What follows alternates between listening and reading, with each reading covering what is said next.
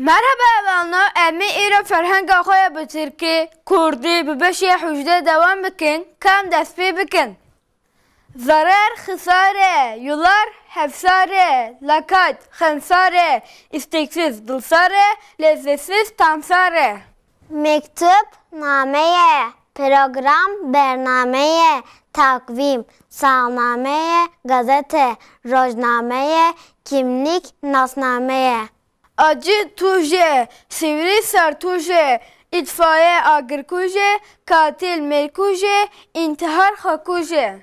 Arzu dağxwaze, hayırsever xeyrxwaze, barışçı aştıxwaze, ayrılıkçı cudaxwaze, hevesli dilxwaze.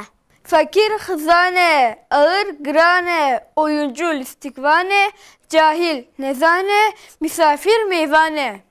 Ev sahibi mazubane, tüccar bazırgane, kolay heysane, avcı sedvane, pişman poşmane.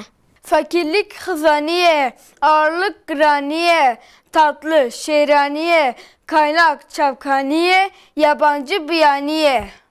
Görev peyvire, bakış avre, canavar cınavre, kaşıntı kure, gavur gavre. Ere hevana peyvenme an halıver halas bun, hatta videyi kadın emaneti xudabın.